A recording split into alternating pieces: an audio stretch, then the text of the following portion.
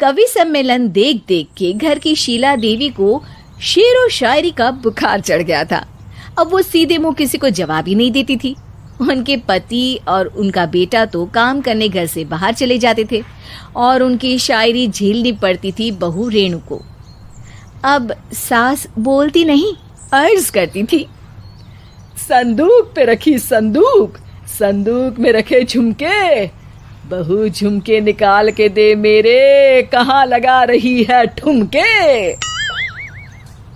माँ जी, झुमके तो आपके निकाल दूंगी मैं, लेकिन आपके दिमाग से ये शायरी का भूत कैसे निकलेगा? छोटे लोग नहीं समझेंगे, शायरी है शौक बड़ा, तू अपने काम से काम रख, मेरे काम में मत टांग अड़ा।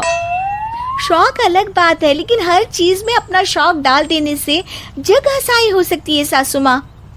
अरे मैं हूँ एक नंबर कलाकार, कोई ऐसी वैसी बला नहीं, तुम घर के कामों में उलझी, समझोगी मेरी कला नहीं।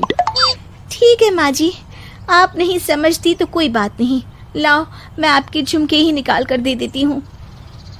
बहू सास के झुमके निकाल कर देती है और वहां से चली जाती है। शाम को बहू अपने पति से शिकायत करती है, सुनिए जी, आप माँ को कुछ समझाते क्यों नहीं? अरे क्या समझाना है माँ को? अरे अपनी शायरी थोड़ी कम करे ना। अरे तुमको उनकी शायरी से क्या दिक्कत है? अरे मुझे नहीं, पर पड़ोस में सब लोग हंसते हैं, कहते हैं बुढ़ापे में लोग सठिया जाते हैं, लेकिन शीला जी तो शायर हो गई हैं। अरे लोगों का काम है कहना, लोगों की बातों का क्या टेंशन लेना। अरे वाह, मैंने भी शेर कह दिया, वाह वाह वाह वाह। देख लो, तुमसे किसी ने कहा नहीं और तुम्हारे सामने कोई माँ की बुराई नहीं करता तो तुमको फर्क नहीं पड़ रहा। अरे तुम खामखा की बात का बतंगड़ बना रही हो। चलो चाय बना कर ले आओ मेरे लिए, साथ पियेंगे, कोई ढंग की बातें करेंगे। रेणु चाय बनाने लगती है। पहले वो अपने पति को चाय देती है, फिर सास को और आखिर में अपने ससुर को। लेकिन वो देखती है कि ससुर जी कुछ परेशान से हैं।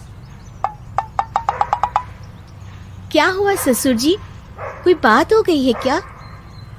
अरे तेरी सास बात बात पे शायरी करती है।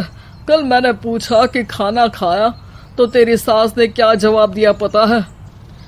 अरे गलती की और आरोपी ने कोड़े खा लिए फटाफट, खाना तो नहीं पर पकोड़े खा लिए झटाझट। अब बता क्या जवाब दूं इस बात का? वो तो सभी से शायरी में ही बात कर रही हैं, मुझे भी समझ में नहीं आता कि क्या करूं मैं। बेटा उसको उसी की भाषा में जवाब देना पड़ेगा। मैं तो आम बातचीत में भी उसके सामने कुछ नहीं बोल पाता, शायरी में क्या बोलूंगा भला। ससुर ने जैसे ही कहा कि उसको उसी की भाषा में जवाब देना पड़ेगा, बहू को ये बात जच गई। अगले ही दिन वो शायरी की कुछ किताबें लेकर आई और शायरी की प्रैक्टिस करने लगी ताकि सास को उन्हीं की भाषा में जवाब दे सके। उसने दिन रात एक कर दिए। एक दिन सब साथ में बैठकर टीवी देख रहे थे, तभी रेणु सबके लिए बिरयानी बनाकर लाती है, लेकिन सास को बिरयानी भाती नहीं। कौवा करता काऊ काऊ, चिड़िया बोलती ची ची, इतना खराब बिरयानी बनाई है कि मुंह से निकले छी छी। बस इसी मौके का तो बहू को इंतजार था, क्योंकि अब बहू सास को उसी की भाषा में जवाब देने के लिए तैयार थी। माँ जी, हमको अपनी ये बेकार शायरी ना सुनाइए, जैसी भी बनी है बिरयानी चुपचाप खाइए। ससुर जी और रेणु के पति ने रेणु का जवाब सुनते ही जोर से ताली बजाई और सास ने जब रेणु का शायराना जवाब सुना तो उनके गले में बिरयानी अटक गई। बहू ने एक और शायरी का तीर छोड़ा।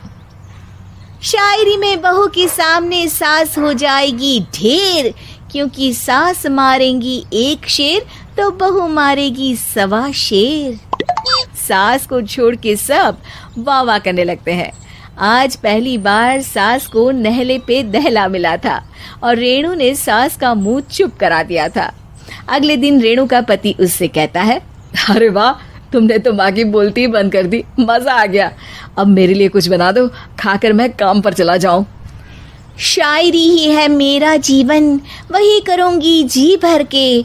नौकरानी रख लो कोई, काम नहीं करूँगी मैं घर के। अरे तुम क्या माँ जैसी हरकतें करने लगी, सीधे सीधे बात करो ना। हो गई कल शायरी, रोज थोड़ी ना करोगी। शीशी भरी गुलाब की पत्थर पे फोड़ दो, जो मुझे शायरी से रोके उसके कान मरोड़ दो। पति घबराकर वहां से चला जाता है और बाहर उसके पिताजी के पास जाकर बैठ जाता है। दोनों अपनी बीवियों की शायरी से परेशान है।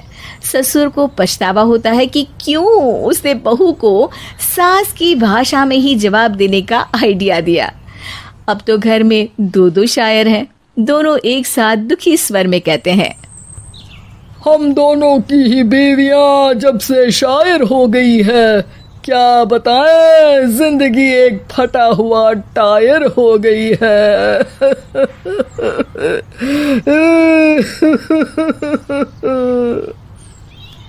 हम दोनों की ही बीवियां जब से शायर हो गई है, क्या बताए जिंदगी एक फटा हुआ टायर हो गई है।